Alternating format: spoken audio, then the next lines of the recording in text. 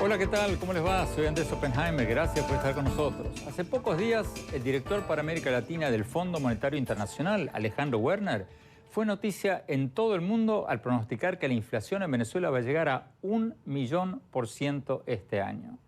Escucharon bien, 1.000.000%. Para poner esa cifra en perspectiva, la inflación anual en Argentina es de alrededor del 31%, la de México es de un 5%, la de Brasil es de un 4 y pico por ciento. En Venezuela, 1.000.000% es lo que pronostica el FMI. Werner dijo en su informe económico que la situación en Venezuela es similar a la que existía en Alemania en 1923 y la que se dio en Zimbabue a finales de la década del 2000. Y dijo que si Venezuela no cambia de rumbo, va a haber aún más escasez de comida y medicinas y una emigración aún mayor de venezolanos hacia el resto de la región. Hoy vamos a tener con nosotros a Alejandro Werner, el responsable de este pronóstico, y le vamos a preguntar a fondo sobre dónde está y hacia dónde va Venezuela. Es realmente un caso que casi no se ha visto en ninguna economía del mundo en los últimos 50 años. O sea, tal vez hay 10 casos de contracciones económicas de esta envergadura, muchos de los cuales están asociados o a guerras o a desastres naturales. Vamos a ver lo que nos dijo Werner cuando le preguntamos sobre Venezuela y también le vamos a preguntar sobre otros países como Argentina y como México. Vamos a preguntarle sobre el reciente acuerdo del Fondo Monetario con Argentina y cuán asustado está el Fondo Monetario por el triunfo en México del candidato izquierdista Andrés Manuel López Obrador. El primer presidente de izquierda va a ser en México en muchas décadas. Y para bajar a tierra todo este pronóstico del Fondo Monetario de una inflación del 1.000.000% anual en Venezuela, vamos a hablar en Caracas con el periodista venezolano Marcos Morín. Le vamos a preguntar cómo hace él y su familia para comprar comida en el supermercado, para conseguir las cosas más elementales, cómo hace para pagar. Vamos a hablar con él durante el programa. Y más tarde vamos a tener con nosotros a Rosa María Payá, la hija del conocido activista político cubano Osvaldo Payá, el líder del Movimiento Cristiano de Liberación, muerto en un muy polémico accidente automovilístico en Cuba en el 2012. Rosa María Payá está presentando esta semana un libro de escritos de su padre titulado La noche no será eterna. Bueno, empecemos con el informe de Werner, el director para América Latina del Fondo Monetario Internacional. 4 veces por año el fondo da a conocer sus proyecciones para América Latina con datos actualizados.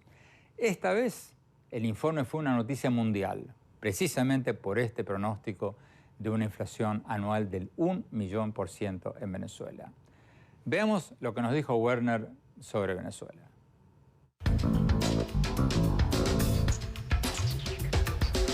Doctor Werner, el informe del Fondo Monetario Internacional que usted dio a conocer hace pocos días dice que la inflación en Venezuela va a ser del 1.000.000% este año, similar a la de Alemania en 1923 y a la de Zimbabue a finales de la década del 2000. ¿Qué pasó en esos dos países? ¿Cómo salieron de la hiperinflación? Bueno, en el primer caso con una reforma monetaria, en el segundo básicamente con una dolarización orgánica de la economía. La economía, al haber perdido su moneda por esas altas tasas de inflación, básicamente migró al dólar.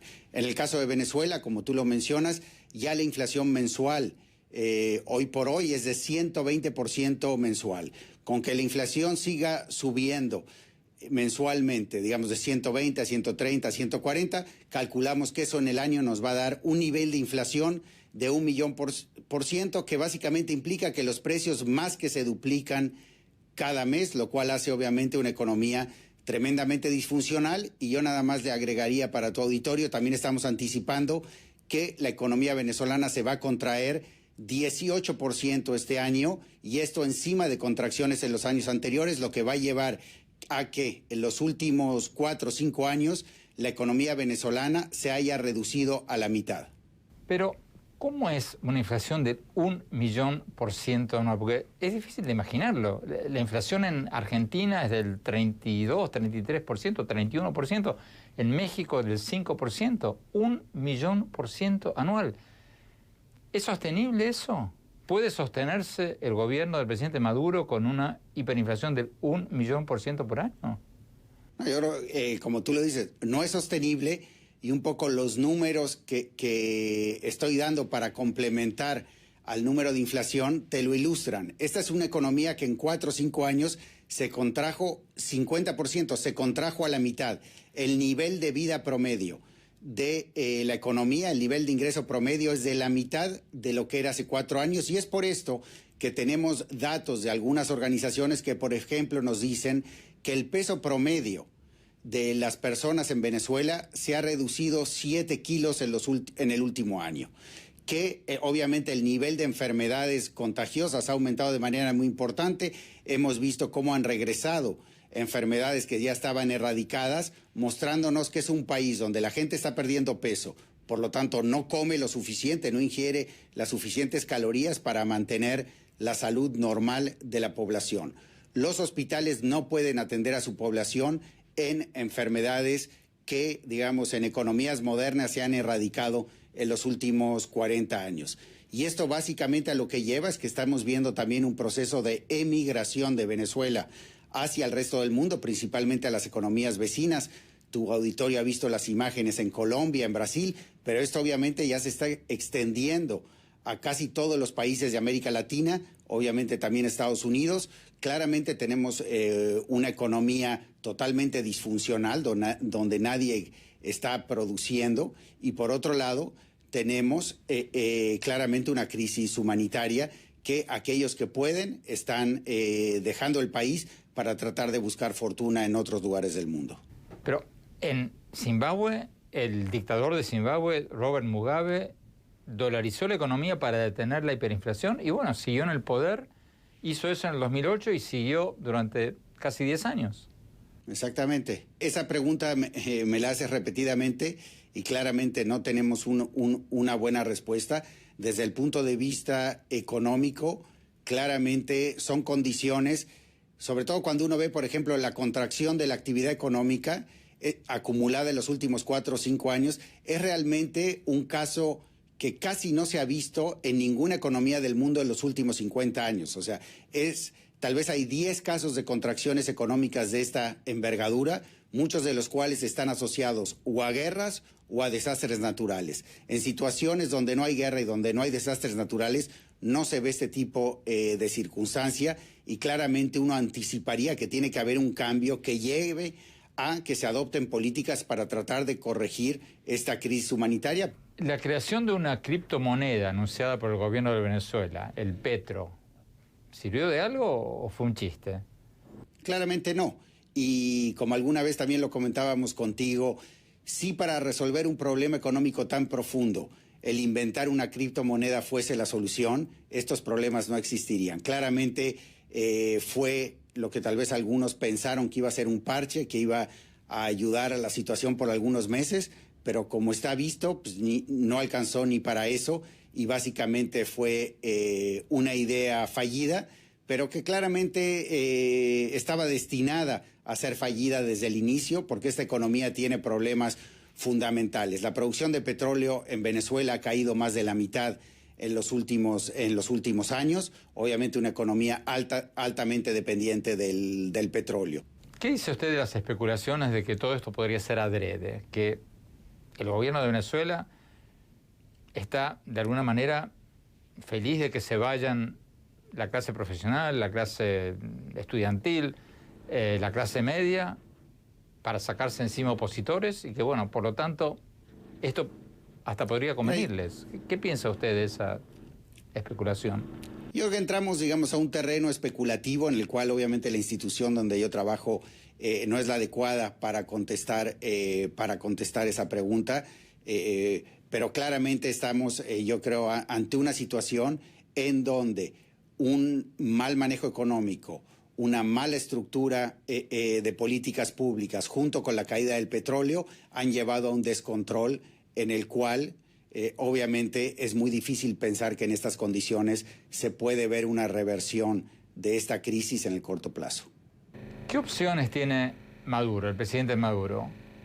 ¿Va a dolarizar, como hicieron en su momento Argentina y Ecuador y Zimbabue, para salir de la hiperinflación? ¿O qué otra le queda? Digo, es probable que autónomamente la economía, y yo creo que el día de hoy también lo está ocurriendo, la gente está migrando a otras monedas, al trueque, etcétera, porque claramente la moneda local no cumple las funciones de atesoramiento de valor, no cumple las funciones de medio de pago efectivo, y claramente las sociedades buscan otros medios para llevar a cabo la poca actividad económica que todavía está en operación de una manera más eficiente. Entonces, claramente estos procesos ya se deben de estar dando. Ahora hay que ver qué tan avanzado puede ser este progreso, pero eso no va a llevar una solución en un entorno en el cual el resto de las políticas públicas, el déficit fiscal, la exportación de petróleo, los derechos de propiedad, no ayuden a que se dé una reversión en la parte productiva y en la parte de generación de ingresos. Entonces, el día de mañana podemos pensar que en Venezuela la inflación baja al 120%, pero si la contracción económica sigue estos niveles, pues claramente el bienestar de la población va a seguir cayendo a la misma tasa que lo hemos visto, y la crisis humanitaria no se va a solucionar. Entonces, claramente la dolarización tampoco es una solución en un entorno en el cual los fundamentos del deterioro económico van a seguir ahí. Tenemos que ir a un corte. Cuando volvamos, vamos a ver cómo es vivir en un país con una inflación que, según el Fondo Monetario Internacional, se encamina al 1.000.000% anual. Y más tarde vamos a seguir hablando con el director del FMI para América Latina sobre Argentina y sobre México. No se vayan, ya volvemos.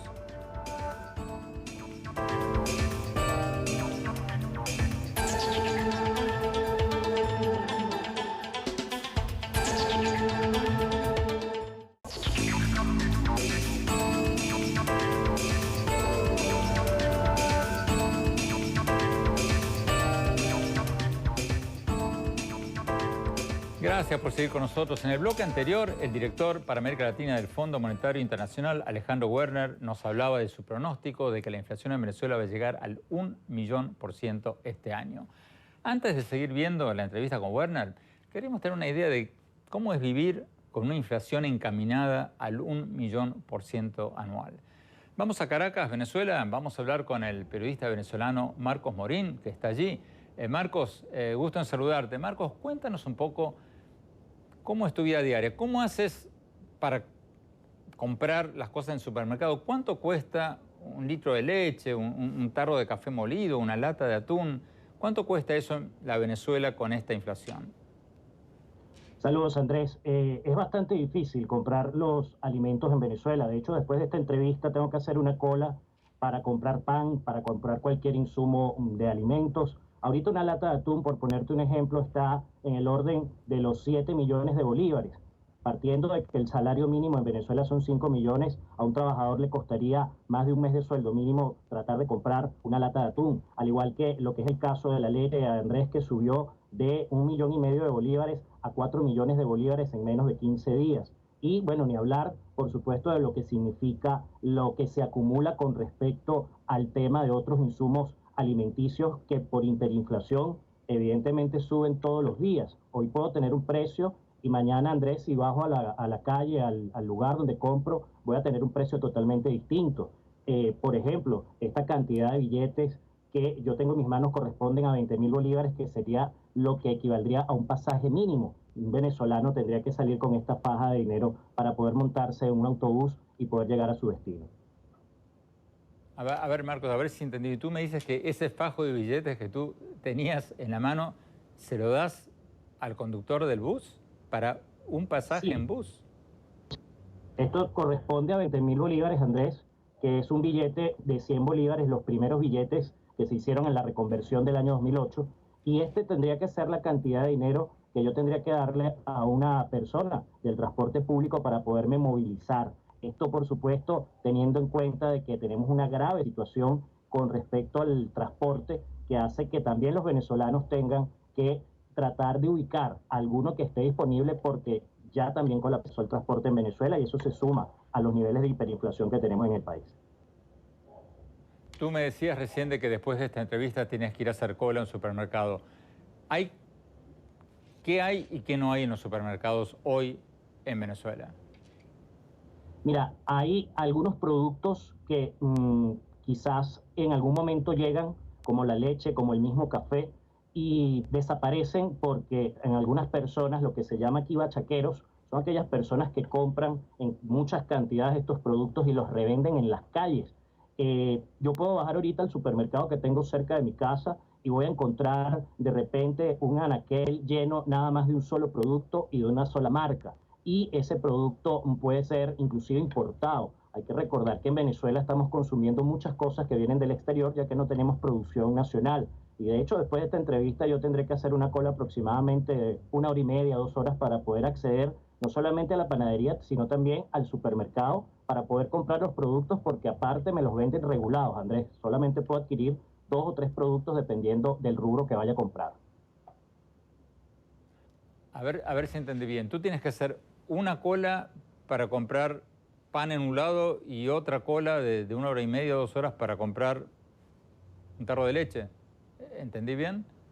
Sí, ciertamente. No en el mismo local voy a hacer la cola. De repente en una panadería puedo hacer una cola de 1 hora, 40 minutos para que me puedan vender pan. Y de repente si tengo que hacer otra compra en otro lugar, que sea un supermercado, tengo que también hacer otra cola para poder ingresar al mismo. Y por supuesto esperando a ¿Y ver cuántos si panes está te venden, Marcos? ¿Cuántos panes te venden? Andrés, eso depende. Hay días que las panaderías te pueden vender hasta 3 panes, 3 piezas de panes por persona. Normalmente te están vendiendo 2 piezas de panes, inclusive te dan un número para que tú puedas acceder al pan. O sea, no te hacen una numeración. En la cola le dan número a la gente para que la gente pueda acceder a la panadería y solamente comprar 2 piezas de pan. Marcos Morín, muchísimas gracias. Tenemos que ir a un corte. Cuando volvamos, vamos a ver lo que nos dijo el director para América Latina del Fondo Monetario Internacional, Alejandro Werner, cuando le preguntamos sobre Argentina y sobre México. No se vayan, ya volvemos.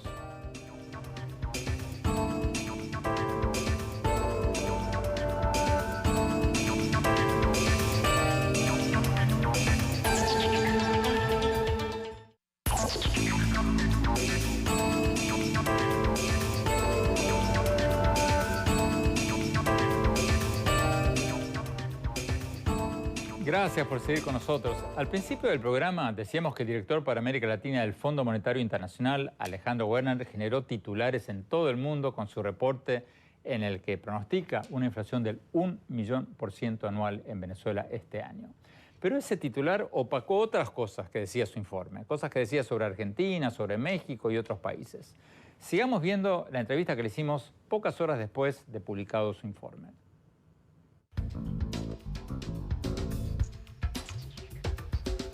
Doctor Werner, el Fondo Monetario Internacional recientemente hizo un préstamo de 50.000 millones de dólares a Argentina.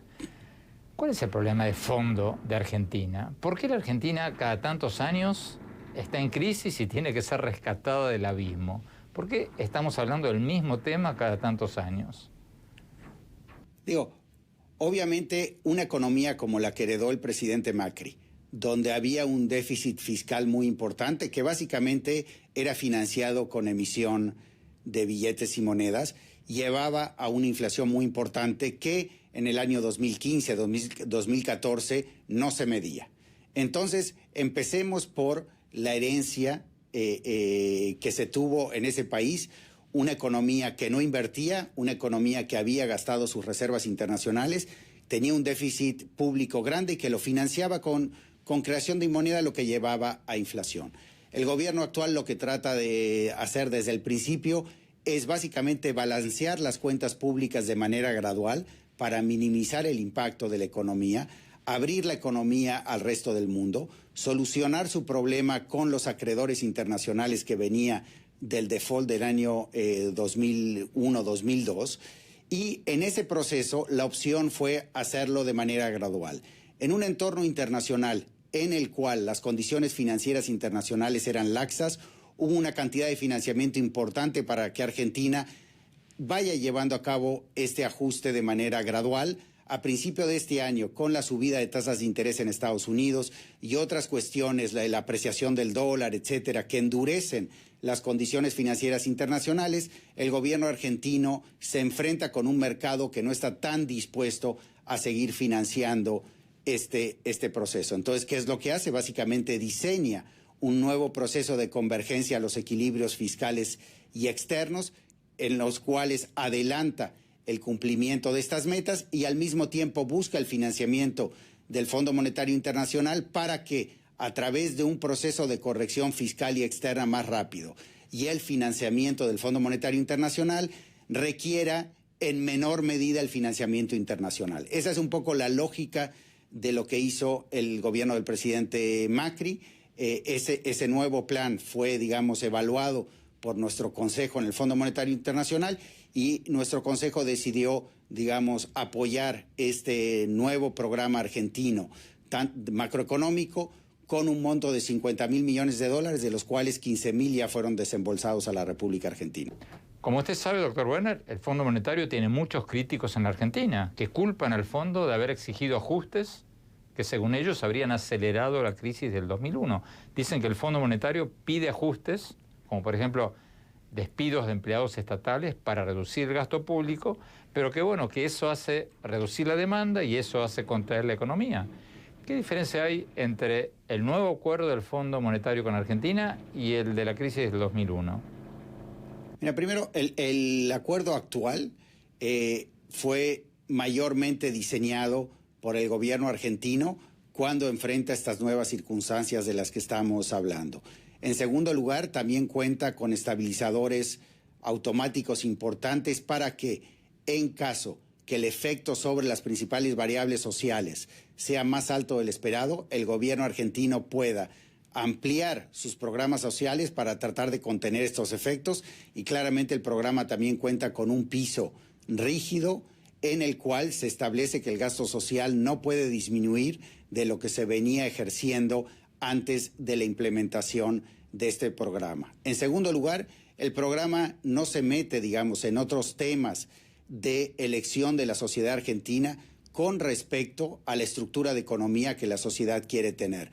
A diferencia de otros programas, no hay un componente estructural muy grande, no hay un componente de privatizaciones, etcétera. Básicamente es un programa que está enfocado principalmente y diseñado por las autoridades para llevar a cabo las correcciones en el ámbito fiscal de finanzas públicas de manera más rápida para reaccionar a las nuevas condiciones financieras internacionales y, en segundo lugar, fortalecer la institucionalidad del Banco Central, dado la historia de Argentina, siendo un país que ha registrado las inflaciones promedio en las últimas décadas más alta de la región.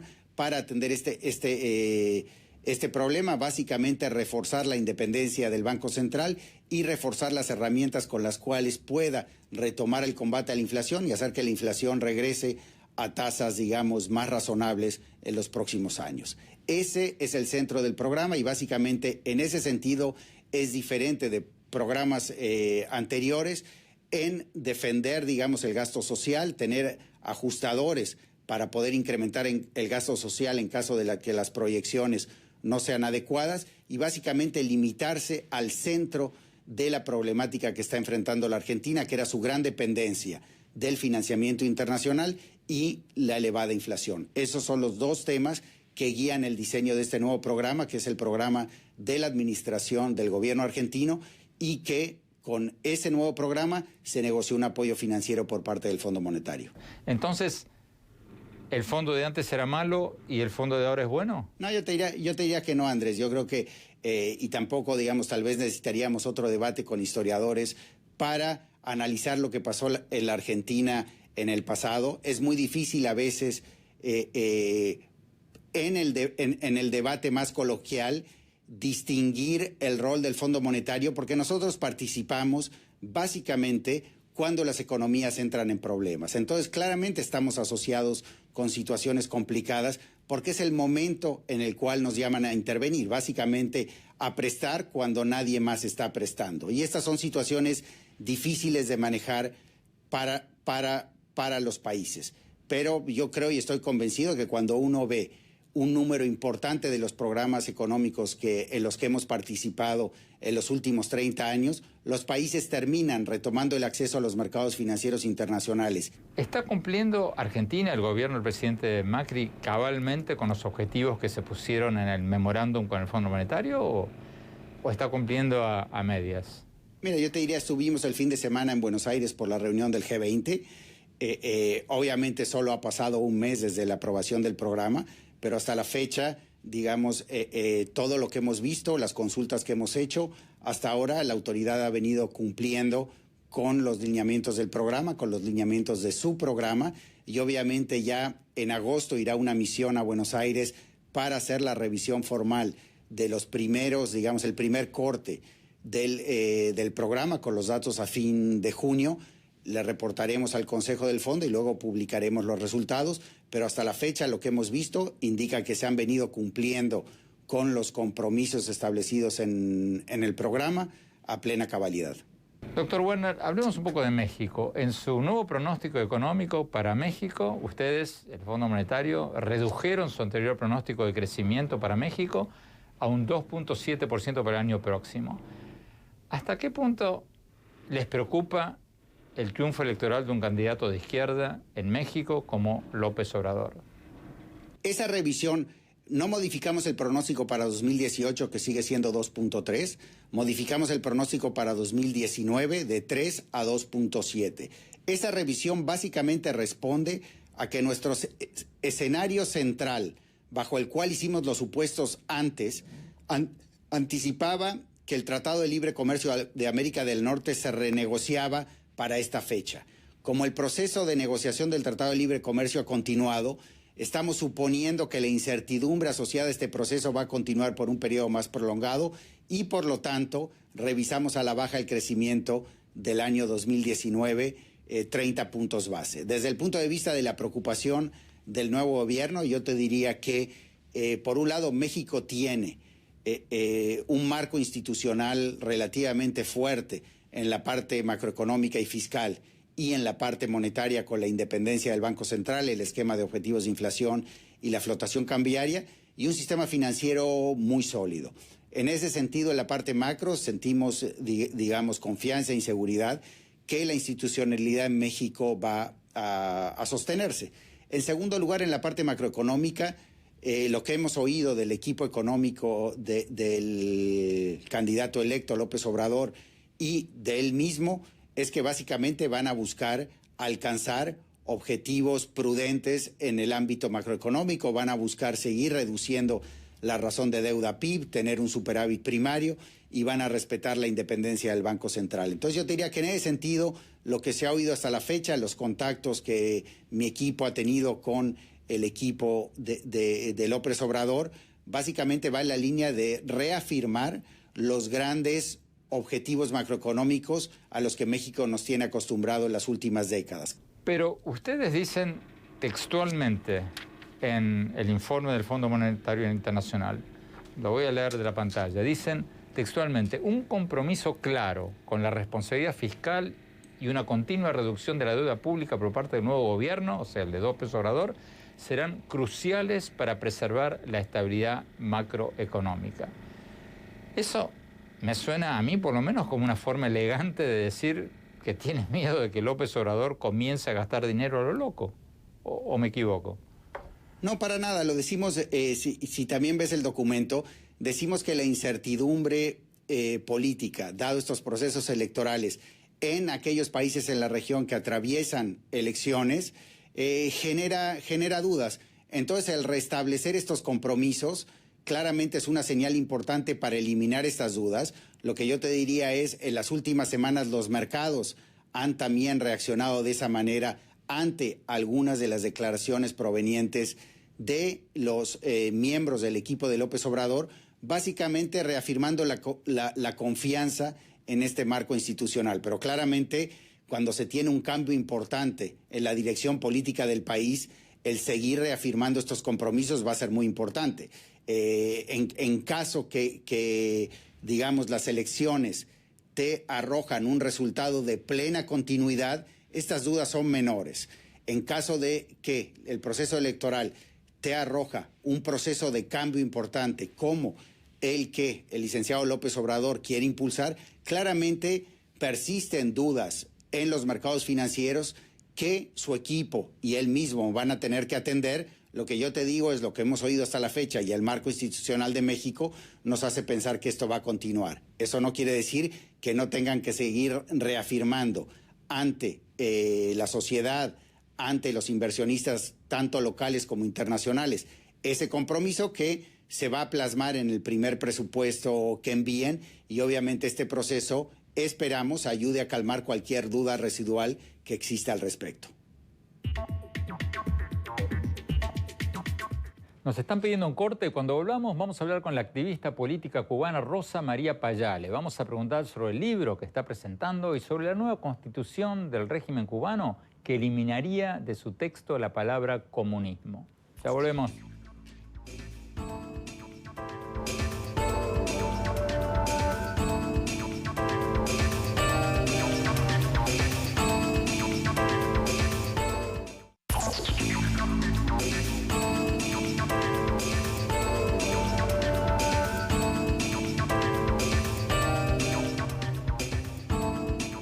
Gracias por seguir con nosotros. Tenemos con nosotros a Rosa María Payá, la hija del fallecido líder opositor cubano Osvaldo Payá.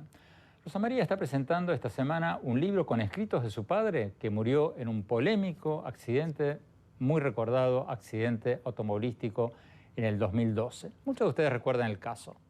Osvaldo Payá iba en un automóvil con 3 otros pasajeros cerca de Bayamo, en el interior de Cuba, y el auto se estrelló y Payá y otro pasajero murieron en el accidente.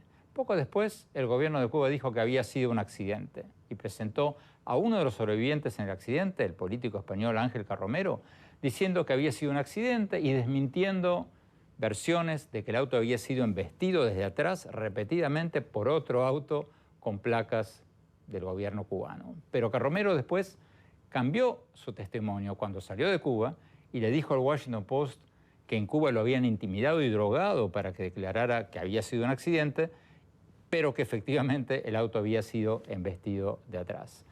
Yo lo había entrevistado a Osvaldo Payá varias veces porque era un líder opositor muy especial. Había dedicado todos sus esfuerzos a tratar de cambiar el sistema desde adentro, con una petición llamada el Proyecto Varela, que logró juntar 25.000 firmas para pedirle al régimen cubano que permita la libertad de expresión, la libertad de prensa, partidos políticos independientes.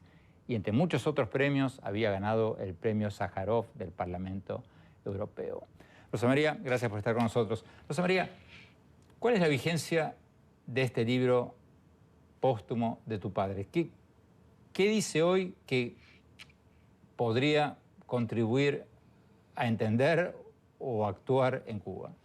Sí, buenos días, Andrés, muchas gracias. Es muy vigente el pensamiento de mi padre en este momento. De hecho, él termina este libro unos días antes de ser asesinado por el gobierno cubano y es una reflexión sobre cómo los cubanos llegamos a este momento histórico en el que nos encontramos, cómo podemos salir de la dictadura. Es una denuncia también de este intento desde el poder, desde la familia Castro y este grupo de generales por perpetuarse en el poder, vendiendo a la comunidad internacional cambios que no van a la raíz del problema, que no van a permitir la participación de la ciudadanía ni van a cambiar realmente el sistema hacia una democracia, como lo estamos viendo ahora, ¿no? Con este teatro de reforma constitucional o como lo hemos visto antes, cuando el régimen cubano se acerca a actores de la comunidad internacional en una supuesta apertura al mundo, pero sin abrirse a los mismos cubanos. Esta nueva constitución que propone el régimen cubano, que seguramente será aprobada por unanimidad, elimina la palabra comunismo y pareciera, según algunos analistas, permitir una mayor apertura económica. ¿Tú no lo ves así? Bueno, es que es una gran trampa por muchas razones. En primer lugar, poéticamente, la palabra deja de construirse el comunismo en la Constitución cubana, pero tanto en la Constitución impuesta arbitrariamente al día de hoy, como en este proyecto que está fabricando Raúl Castro, se mantiene la cláusula donde el Partido Comunista de Cuba, único permitido, es el rector, cito, de la sociedad y del Estado. Y además, la cláusula de irreversibilidad de ese papel rector del Partido Comunista como director de la sociedad y el Estado. Por tanto, es una gran trampa donde gane el sí o gane el no, y esto es un eufemismo porque ese proceso no tiene ninguna legitimidad, ese supuesto referéndum, pero aunque lo tuviese, gane el sí o gane el no, lo que se está es reafirmando la vigencia y la dirección del Partido Comunista, o sea, de la familia Castro y este grupo de generales, sus hijos y sus nietos, a perpetuidad para el pueblo cubano. Es que esa no es la pregunta. La pregunta no es por las ramas, ni la pregunta es para ratificar algo que los cubanos no hemos decidido. La pregunta es si los cubanos queremos cambiar un sistema democrático, si queremos elecciones libres, justas y plurales, como estamos exigiendo desde la plataforma ciudadana Cuba Decide, pero con la realización de un plebiscito vinculante, donde los cubanos sí puedan participar. Rosa María, tu padre proponía, y de hecho lo hacía, hacer una petición de cubanos, pero dentro del sistema. Él quería cambiar las cosas de adentro. Y se apoyaba en alguna cláusula legal para decir que la gente junte firmas y le pidan al gobierno libertad de prensa, libertad democrática, etcétera, etcétera. ¿Eso es posible todavía? Es muy buena esa pregunta porque precisamente la reacción del régimen a los electores firmantes del proyecto Varela que estaban exigiendo esos cambios basados en un artículo de la Constitución que les permite a los ciudadanos tener iniciativas legales y son más de 10.000, la reacción del régimen en lugar de ir al referéndum que pedía el proyecto Varela y cambiar la ley para garantizar esos derechos fue cerrar la Constitución arbitrariamente, decir que el Partido Comunista está en el poder pero que además no se puede cambiar ese poder irrevocable que tiene el Partido Comunista como rector de la sociedad y el Estado, de forma tal que ya no se puede cambiar la ley para cambiar el sistema. Por eso es que mi padre va un paso más allá y dice, a ver, están violando los derechos legales de los electores del proyecto Varela, violando las leyes internacionales y además nadie aquí ha votado por el Partido Comunista a perpetuidad. Vamos a plebiscito y vamos a preguntarle a los cubanos si quieren elecciones libres, justas y plurales. Porque si las quieren, esa Constitución no tiene validez y hay que hacer ahora sí una verdadera asamblea constituyente, pero donde los cubanos puedan elegir a esos asambleístas. Rosa María, nos quedan 30 segundos. ¿Por qué esperaron tanto tiempo en publicar este libro? Ha sido un proceso largo de edición, de conversación con muchas editoriales. Finalmente, agradecemos a la editorial Hipermedia el habernos dado la oportunidad de poner la palabra de mi padre con la urgencia de este mensaje a disposición de todos los cubanos y también de la comunidad internacional. Lo pueden encontrar en Amazon y muy pronto también en librerías. Rosa María Payá, muchísimas gracias. Suerte con el libro. Muchas gracias. Vamos a un corte rápido y mi reflexión final.